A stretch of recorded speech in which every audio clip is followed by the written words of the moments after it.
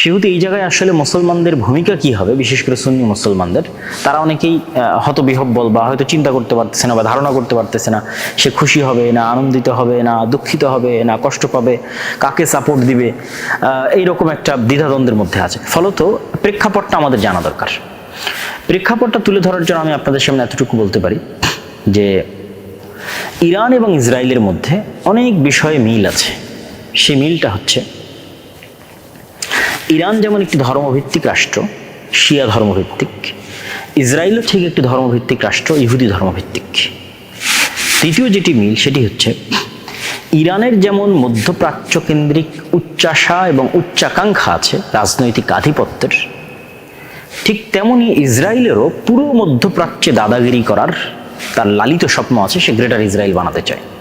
তাহলে দুইজনের লক্ষ্য উদ্দেশ্য সেম, দুইজনই মধ্যপ্রাচ্যের সবচেয়ে শক্তিশালী প্রভাবশালী পাওয়ারে পরিণত হতে চায়, যেটাকে আপনারা পাওয়ার ডাইনামিক্স বলতে পারেন। এবং উভয়ই যে আসলে মধ্যপ্রাচ্যের পাওয়ারে নিজেদের সর্বোচ্চ স্থানে রাখতে চায় এটির অনেকগুলো প্রমাণও আছে।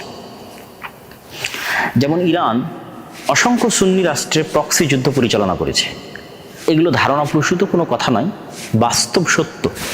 যেমন সিরিয়ার বাশার আল আসাদকে টিকিয়ে রাখার জন্য কাসেম সোলাইমানি সহ অসংখ্য শিয়া যারা মিলিশিয়া গ্রুপ আছে তাদের ব্যাপক অবদান আছে, এবং তাদের হাতে বর্তমান সিরিয়ার যারা অধিকাংশ মুসলমান সুন্নি মুসলমান তাদের রক্তে তাদের হাত রঞ্জিত।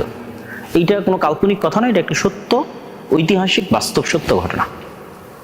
তো বাশার আল আসাদের পরাজয় ছিল মূলত ইরানের মধ্যপ্রাচ্যে তার যে শক্তিশালী হওয়ার যে উচ্চাভিলাষ, সে উচ্চাভিলাষের একটি পতন। ঠিক হিজবুল্লাহর মাধ্যমে প্রক্সি ওয়ার, হুথিদের মাধ্যমে প্রক্সি ওয়ার, এগুলো প্রত্যেকটাই ইরানের যে মিলিশিয়া গ্রুপগুলো, এগুলো ছিল ইরানের নিজস্ব রাজনৈতিক আধিপত্য বিস্তারের একটি ধ্যান এবং ধারণা বা চিন্তা বা চেষ্টা। ঠিক ইসরায়েলও চায় যে সে মধ্যপ্রাচ্যের সবচেয়ে শক্তিশালী পাওয়ারফুল কান্ট্রি হবে, যেটা আমরা দেখি যে ইসরায়েল তার কোনো শত্রু যদি, এটা শুধু ইসরায়েল না, ইসরায়েল এবং আমেরিকার যে নিজস্ব ওয়ার্ল্ড অর্ডার আছে, সেই নিজস্ব ওয়ার্ল্ড অর্ডার বিশ্ব ব্যবস্থা, এই বিশ্ব ব্যবস্থায় যদি তারা কাউকে শত্রু বা তাদের চাইতে কাউকে শক্তিশালী, তাদের জ্ঞান এবং প্রযুক্তি কারো কাছে চলে যাচ্ছে, এরকম যদি কোনো ধ্যান ধারণা বা সন্দেহ তাদের অন্তরে তৈরি হয়, তাহলে তারা আসলে দেখে না কে শিয়া, কে সুন্নি, কে খ্রিস্টান। তাদের ওয়ার্ল্ড অর্ডারের জন্য যেই হুমকি হবে তারা তাকে টার্গেট করবে। এবং এটার সবচেয়ে জ্বলন্ত উদাহরণ আপনাদের সামনে আছে সোভিয়েত ইউনিয়ন। সোভিয়েত ইউনিয়ন যখন আফগানিস্তান দখল করে নিল, তখন এই আমেরিকাই তালেবানদের, আল কায়দাদের, পাকিস্তানের তাদেরকে অস্ত্র দিয়ে সহযোগিতা করে তাদেরকে সোভিয়েত ইউনিয়নের বিরুদ্ধে যুদ্ধে সহযোগিতা করলো। পরবর্তীতে মুজাহিদেরা যুদ্ধে বিজয় লাভ করে যখন অস্থিতিশীল অবস্থা থেকে একটা স্থিতিশীল অবস্থায় চলে গেল দেশ ইমারাত ইসলামিয়ার মাধ্যমে, যেটা আমেরিকা কল্পনা করেনি যে এত দ্রুত একটা দেশ অস্থিতিশীল থেকে স্থিতিশীল হবে। তো স্থিতিশীল অবস্থায় চলে গিয়ে যখন আবার ইসলামী শক্তির উত্থান ঘটতে লাগলো আফগানিস্তানে, তখন সেটাকেও তারা তাদের ওয়ার্ল্ড অর্ডারের জন্য থ্রেট মনে করলো, এবং তাদেরই লালিত পালিত, তাদের অর্থ, তাদের অস্ত্র দিয়ে লালিত পালিত মুজাহিদদের বিরুদ্ধে তারাই আবার আক্রমণ শুরু করলো। তাহলে এখানে এই আফগানিস্তানে আপনি প্রমাণ পাচ্ছেন যে আসলে আমেরিকা বা ইসরায়েল দেখে না যে কে খ্রিস্টান, কে ইহুদি, কে শিয়া, এটা দেখে না। তার ওয়ার্ল্ড অর্ডারের জন্য যে থ্রেট, তাকে তারা পৃথিবীর অস্তিত্ব থেকে মুছে দেবে। ঠিক ইরাকের ক্ষেত্রে দেখেন, ইরাকে বলা যায় 2001 সালে যে হামলা, 2003 সালে যে হামলা ইরাকে চালানো হয়, আর আফগানিস্তানে চালানো হয় 2001-এ, আর 2003-এ হচ্ছে ইরাকে। তো এই সাদ্দাম হোসেনের সাথেই কিন্তু 80-র দশকে, 1980 থেকে 1988 সাল পর্যন্ত সাদ্দাম হোসেনের সাথে বর্তমান ইরানের যুদ্ধ চলেছে প্রায় 10 বছর। এবং সেই শত্রুতার কারণে, তথা ইরাক এবং ইরানের ধর্মীয় শত্রুতা অথবা আরব এবং পারস্য জাতীয়তাবাদের শত্রুতার কারণে আমেরিকা যখন ইরাকের উপর আক্রমণ চালায়, তখন কিন্তু ইরান প্রত্যক্ষ এবং পরোক্ষ সহযোগিতা করেছে, সে কিন্তু আক্রমণে বাধা দেয়নি। এবং আমরা দেখেছি আমাদের চোখের সামনে ঈদুল আজহার দিন সাদ্দাম হোসেনকে ফাঁসি দিয়ে হত্যা করা হয়েছে। ঠিক তেমনি লিবিয়া তার যে তেল শোধনাগারগুলো ছিল, সেগুলোতে অযাচিত হস্তক্ষেপ বা স্বাধীন তেল উত্তোলনের সুযোগ যে আমেরিকার ওয়ার্ল্ড অর্ডার আছে তাদেরকে দিচ্ছিল না। ফলত তাকেও রাস্তা থেকে সরানো জরুরি ছিল। এবং 2011-তে যখন লিবিয়ার গৃহযুদ্ধ শুরু হলো, তার ফলশ্রুতিতে মুয়াম্মার আল গাদ্দাফি কিন্তু দুনিয়া থেকে বিদায় নিয়েছে। এখন সিরিয়া বলেন, লিবিয়া বলেন, ইরাকের বলেন, এই বিশাল ভূখণ্ডের তেলের খনি এখন পাশ্চাত্য প্রভুদের জন্য এক প্রকার উন্মুক্ত। এবং ইউরোপের যে রাশিয়ার উপর যে নির্ভরশীলতা সেটি কমানোর জন্য রাশিয়া এবং ইউক্রেন যুদ্ধটাও কিন্তু প্রমাণ করে যে আসলে কে কোন ধর্মের সেটি বিষয় নয়, আমার আধিপত্যের জন্য যে শত্রু আমি তার সাথে শত্রুতা করব। এই কারণে রাশিয়াকে ইউক্রেন যুদ্ধে ব্যস্ত রাখা আছে, যেন সেখানেই রাশিয়া তার শক্তিকে ক্ষয় করে ফেলে, তার শক্তিকে শেষ করে ফেলে। এবং রাশিয়া অলরেডি তার শক্তি কিন্তু ইউক্রেন যুদ্ধের পিছনে ক্ষয় হয়ে যাচ্ছে।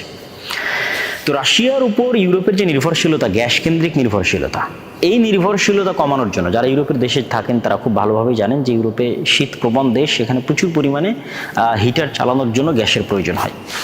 তো সেই গ্যাসের নির্ভরশীলতা ইউরোপের উপর কমানোর জন্য যদি কাতার বা এই ধরনের দেশ থেকে গ্যাস নিয়ে যেতে হয়, তাহলে আপনাকে সিরিয়া এবং তুরস্কের মধ্যে দিয়ে পাইপ লাইন তৈরি করে নিয়ে যেতে হবে। সেই পাইপ লাইনটা সিরিয়ায় বা আমেরিকার পক্ষের সরকার তৈরি না হওয়া পর্যন্ত কিন্তু সেটি নিয়ে যাওয়া সম্ভব ছিল না।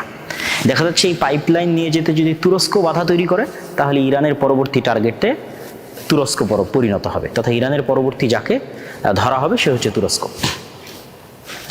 তো সম্মানিত উপস্থিতি, আমি যেটি বোঝাতে চাচ্ছিলাম সেটি হচ্ছে এখানে ইরান এবং ইসরায়েলের মধ্যে যে যুদ্ধটা চলতেছে এটি আসলে কিসের যুদ্ধ? এটি পাওয়ার ডাইনামিক্স। এটি এরকম না যে হ্যাঁ শিয়া সুন্নিদের খুব ভালোবাসে ইরান, এই জন্য সে ইসরায়েলের প্রতি আক্রমণ করতেছে, সে মসজিদ আকসা মুক্ত করতে চায় এই জন্য ইসরায়েলের প্রতি আক্রমণ করতেছে, সে গাজাকে মুক্ত করতে চায় এই জন্য ইসরায়েলের প্রতি আক্রমণ করতেছে, এরকম না। বিষয়টা এরকম নয়। এরকম হলে যখন গাজার মানুষ ক্ষুধার্ত ছিল, ঠিক আছে, তাদের কাছে খাবার যাচ্ছিল না, পরাজিত ছিল, হামাসের বাঁচার কোনো রাস্তা ছিল না, তখনই যুদ্ধ শুরু হয়ে যেত, কিন্তু তখন হয়নি। ঠিক ইসরায়েলও যে সৌদি, কুয়েত, কাতার, বাহরাইন তাদেরকে রক্ষা করবে এই জন্য সে ইরানকে ধ্বংস করতেছে, ইরানের পরমাণু অস্ত্রের যেন মালিক না হয় এই নিয়ে সে চেষ্টা করতেছে, এটিও কিন্তু না। তারা আসলে দুইজনই মধ্যপ্রাচ্যের প্রভু হতে চায়, একজন ইহুদি ধর্মকেন্দ্রিক এবং আরেকজন শিয়া ধর্মকেন্দ্রিক, এবং দুইজনই মধ্যপ্রাচ্যে অবস্থিত অন্য দেশগুলোকে শত্রু জ্ঞান করে। আমি জানি না মধ্যপ্রাচ্যের অন্য দেশেরা এই নলেজটুকু তারা রাখে কিনা যে আসলে ইসরায়েলও তাদেরকে শত্রু জ্ঞান করে এবং ইরানও তাদেরকে শত্রু জ্ঞান করে। এখানে যেই আসলে টিকে যাবে সে পরবর্তীতে এই পুরো মধ্যপ্রাচ্যে আধিপত্য বিস্তার করবে। তো মধ্যপ্রাচ্যে আধিপত্য বিস্তারের একটা ধর্মভিত্তিক রাজনৈতিক দ্বন্দ্ব হচ্ছে ইরান এবং ইসরায়েলের এই দ্বন্দ্ব। এবং ইরান এবং ইসরায়েলের এই দ্বন্দ্বে আমাদের যেটি সবচেয়ে বেশি শিক্ষার আছে সেটা হচ্ছে, দেখেন, ইরানকে বারবার ডোনাল্ড ট্রাম্পের যে টুইট, আপনারা এক্স, এখন তো টুইটার না, এক্স প্ল্যাটফর্মে গিয়ে যদি আপনারা ডোনাল্ড ট্রাম্পের লাস্ট 4-5টা পোস্ট দেখেন, তাহলে সেখানে তিনি স্পষ্টভাবে একজন প্রেসিডেন্ট পদের জায়গা থেকে স্পষ্টভাবে থ্রেটমূলক বাক্য উচ্চারণ করে তিনি বলছেন যে আমি বারবার ইরানকে বলেছি যে তোমরা একটা পারমাণবিক চুক্তি করো, ঠিক আছে, আমাদের সাথে নেগোসিয়েশনে আসো, না হলে 60 দিনের সময় 61 দিন থেকে তোমাদের খবর আছে, অমুক আছে তুমুক আছে, আমেরিকা বিশাল অস্ত্রের অধিকারী, ধ্বংস করে দিবে, শেষ করে দিবে, অসংখ্য, মানে সব ভয়াবহ রকমের সব থ্রেট। তাহলে সারমর্ম কথা কি? ইরানের যে পারমাণবিক যে প্রযুক্তি অর্জনের যে অভিলাষ সেটি যেন পূরণ না হয়। ইরাকের সাদ্দাম হোসেনও কিন্তু সে অভিলাষ করেছিল, তাকে কিন্তু ধ্বংস করে দেওয়া হয়েছে। তাহলে বিষয়টা কি বোঝাচ্ছে? যে বর্তমান পৃথিবীতে কিন্তু প্রযুক্তির যুদ্ধ চলতেছে, জ্ঞানের যুদ্ধ চলতেছে। যে আপনি পারমাণবিক বম কিভাবে বানায়, এই জ্ঞান এবং এই প্রযুক্তিটা আপনি অর্জন করবেন, এটা পৃথিবীর কেউ সহ্য করতেছে না। সে আপনি ইহুদি হন, খ্রিস্টান হন, বৌদ্ধ হন, সেটা পরের বিষয়, কিন্তু আপনি যেন এই জ্ঞান না পান। এর আরেকটা আপনাদেরকে উদাহরণ দেই, যেমন ধরেন চায়না যেন চিপ বা সেমিকন্ডাক্টরের যে নলেজ, এটাতে যেন টপ লেভেলে না পৌঁছতে পারে, এই জন্য চায়নার উপর কিন্তু এই কেন্দ্রিক নিষেধাজ্ঞা দেওয়া আছে। এরকম বলা যায় 7 থেকে 8টা টপ লেভেলের প্রযুক্তি এবং টেকনোলজি আছে যেটা আমেরিকা চায় না যে অন্য কেউ এই প্রযুক্তি পরিপূর্ণরূপে তার কাছে চলে যাক। তার মধ্যে যেমন পারমাণবিক প্রযুক্তি আছে, মিসাইল অ্যান্ড ডিফেন্স সিস্টেম আছে, ঠিক তেমনি এআই এবং সাইবার ইন্টেলিজেন্স প্রযুক্তি আছে, স্টিলথ টেকনোলজি, এই যে স্টিলথ ফাইটার জেটের কথা বলা হচ্ছে 35, এই স্টিলথ টেকনোলজি হচ্ছে রাডারকে ফাঁকি দেওয়ার টেকনোলজি। এই টেকনোলজি অন্য কেউ পেয়ে নিক, এটা কখনোই আমেরিকা চায় না। ঠিক তেমনি সেমিকন্ডাক্টর এবং চিপ তৈরির যে প্রযুক্তি, এনভিডিয়া বা ইন্টেল, এরকম আমেরিকান যে কোম্পানিগুলো আছে তারাই টপ লেভেলের। আমাদের মোবাইলের মধ্যে যে চিপ থাকে, কম্পিউটার এবং ল্যাপটপের মধ্যে থাকে, এটা কিন্তু পুরোপুরি আমেরিকার একচ্ছত্র নিয়ন্ত্রণে, যেটার 50% তৈরি হয় তাইওয়ানে। তাইওয়ানের সাথে চায়নার দ্বন্দ্বটা কিন্তু এই কেন্দ্রিক। তথা আমি আপনাদের যেটি বুঝাতে চাচ্ছি যে পুরো পৃথিবীতে বর্তমান যে যুদ্ধটা চলতেছে, ইরান এবং ইসরায়েলের যে যুদ্ধ চলছে, এটা জ্ঞানের যুদ্ধ, এটা প্রযুক্তির যুদ্ধ, এবং জ্ঞান এবং প্রযুক্তিতে যে এগিয়ে, ক্ষমতা তার হাতে। রাশিয়ার সাথে যে দ্বন্দ্ব, চায়নার সাথে যে দ্বন্দ্ব, জ্ঞান এবং প্রযুক্তির দ্বন্দ্ব। কিন্তু দুঃখজনক হলো সত্য যে আমরা মুসলমানেরা কিন্তু সেই জ্ঞান এবং প্রযুক্তি থেকে অনেক অনেক পিছিয়ে আছি। এবং আরেকটা বিষয়ে আমরা পিছিয়ে আছি, একে তো আমরা জ্ঞান এবং প্রযুক্তি থেকে মুসলমানেরা পিছিয়ে আছি, এবং আরেকটা বিষয় আমরা সবচেয়ে বেশি পিছিয়ে আছি, সেটি হচ্ছে দেখেন যে অপারেশন ইসরায়েল পরিচালনা করছে, এই অপারেশনের নাম ইসরায়েল দিয়েছে রাইজিং লায়ন। এবং এই অপারেশনের নাম যখন সে দেয় তখন সে তাদের যে তাওরাহ বা ওল্ড টেস্টামেন্ট যেটাকে আমরা বলি, হিব্রু ভাষায় লেখা, সেটার বুক অফ নাম্বারসের একটা শ্লোক, সেই শ্লোক থেকে সেই নামটা নিয়েছে। যে শ্লোকের বাংলা অনুবাদ হচ্ছে, দেখো এই জাতি একটি মহান সিংহের মতো উঠে দাঁড়াবে এবং যে তরুণ সিংহের মতো নিজেকে উদ্দীপ্ত করবে, সে শিকার না খাওয়া পর্যন্ত বিশ্রাম নেবে না এবং নিহতদের রক্ত না পান করা পর্যন্ত থামবে না। এবং এই নামকরণ করার পর সেই নামটা চিঠিতে চিরকুটে লিখে তারা যে লিখিত চিঠি আল্লাহর কাছে পাঠায়, সৃষ্টিকর্তার কাছে পাঠায়, সেটা মসজিদ আল আকসার যে ওয়েস্টার্ন ওয়াল আছে, সেই ওয়েস্টার্ন ওয়ালকে তারা সবচেয়ে পবিত্র মনে করে।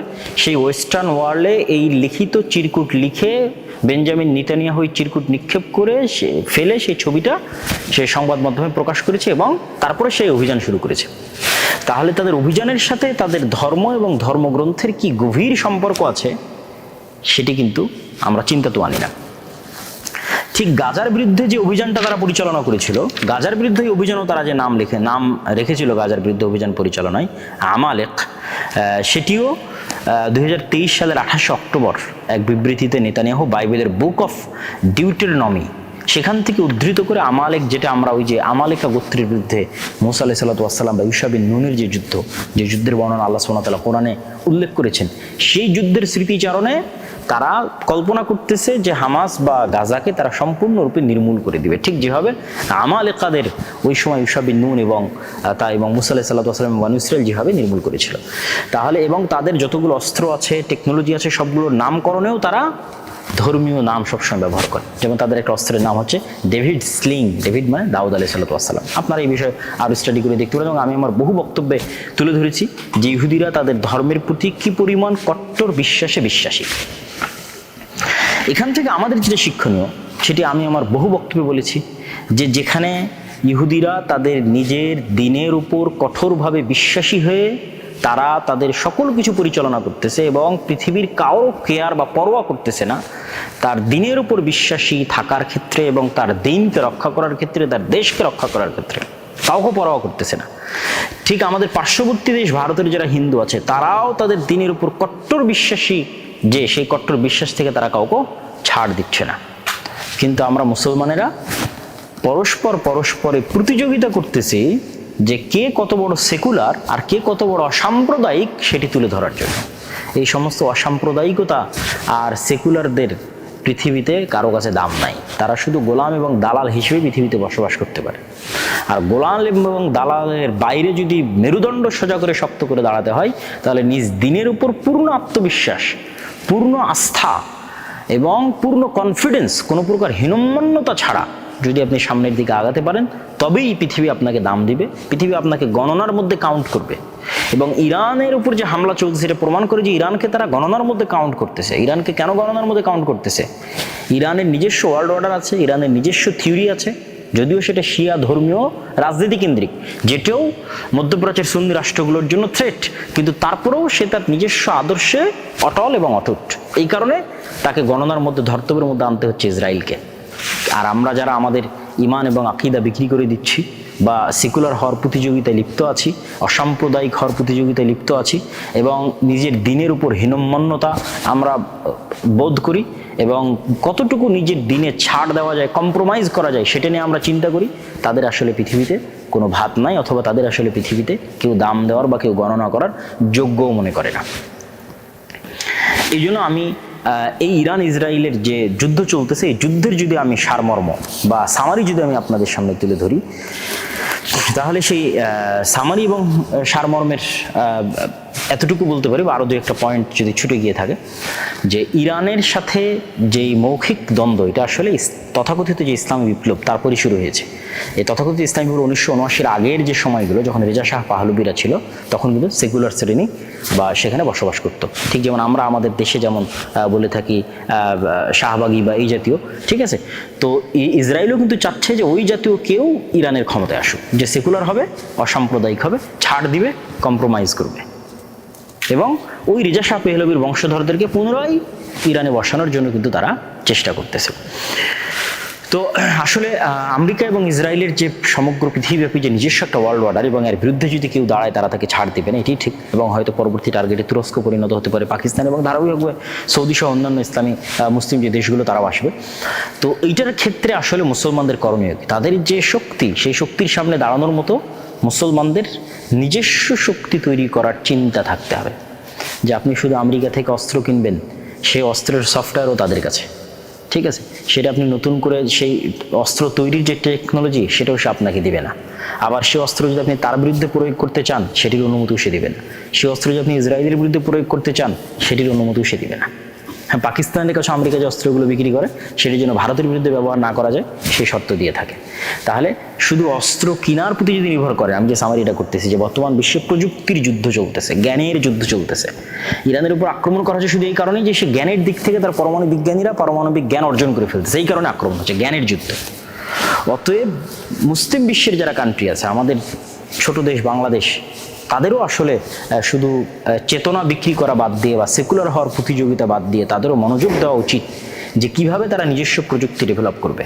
বর্তমান যে ফিফথ জেনারেশনের যে যুদ্ধগুলো পরিচালিত, বা ফোর্থ এবং ফিফথ জেনারেশনের যে যুদ্ধগুলো পরিচালিত হচ্ছে, এই যুদ্ধগুলোতে ড্রোনের ভূমিকা, এয়ার ডিফেন্স সিস্টেমের ভূমিকা, ঠিক আছে, এবং সাইবার অ্যাটাকের ভূমিকা, এগুলো তো আপনারা ভারত পাকিস্তান এবং বর্তমান ইরান ইসরায়েল যুদ্ধে যারা মোটামুটি অবজার্ভ করেছেন তারা খুব ভালোভাবে জানেন। এই প্রত্যেকটা সেক্টরে বাংলাদেশ পিছিয়ে আছে। বাংলাদেশের এয়ার ডিফেন্স সিস্টেম বলতে কিছুই নেই, বাংলাদেশের ড্রোন ব্যবস্থা বলতে কিছুই নেই, বাংলাদেশের ফাইটার জেট আক্রমণ করবে, ঠিক আছে, বা মিসাইল সিস্টেম, ক্ষেপণাস্ত্র নিক্ষেপ করবে, কিছুই নেই। এগুলো প্রত্যেকটাতে আমরা পিছিয়ে আছি। আমাদের পার্শ্ববর্তী কোনো দেশ যদি আমাদের উপর আক্রমণ করে, যেমনটা ইসরায়েল ইরানের উপর করেছে, তাহলে ইরানের যে অবস্থা আছে তার হাজার গুণ খারাপ অবস্থায় বাংলাদেশের। আর আমাদের যুব সমাজ ব্যস্ত আছে কিসে? জুয়া, নেশা, মদ, খেলতামাশা। আর ইসরায়েলের ইহুদিরা কিসে ব্যস্ত আছে? জ্ঞান, গবেষণা, ঠিক আছে, নতুন নতুন প্রযুক্তি, জীবন দেওয়া। প্রত্যেকটা ইসরায়েলের নাগরিকের জন্য যুদ্ধের ট্রেনিং নেওয়া জরুরি, ফরজ। সবাইকে 2 বছরের জন্য যুদ্ধের ট্রেনিং নিতে হয়, তারপরে তারা নিজ নিজ কাজে ব্যস্ত থাকে। যুদ্ধ শুরু হলে আবার তাদের অ্যাক্টিভ হতে হয়, ঠিক আছে।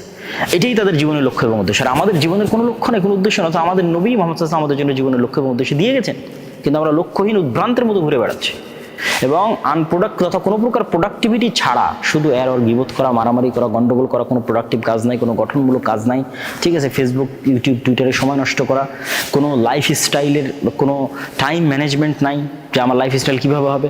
স্বাস্থ্যের প্রতি কোনো খোঁজ নাই, যে আমি স্বাস্থ্য ঠিক রাখবো, সময়কে কাজে লাগাবো, টাইমকে ঠিকভাবে কাজে লাগাবো, কিছুই নাই। শুধু সময় নষ্ট এবং গল্প, কিবোধ, তহমতের মাধ্যমে আমাদের সময় পার হয়ে যাচ্ছে। অর্থাৎ ভাইরা, আমাদের জন্য করণীয় কি? এই দিন আমাদের সামনেও আসবে, এবং সেই দিনের প্রস্তুতি হিসেবে আমাদের জ্ঞান, বিজ্ঞান এবং প্রযুক্তি, পড়াশোনা, প্রোডাক্টিভ লাইফ সামনে এগিয়ে যেতে হবে, এবং নিজ নিজ জায়গা থেকে সর্বোচ্চ চেষ্টা করতে হবে। এটি মুক্তি, এটা ছাড়া মুক্তির কোনো রাস্তা নেই।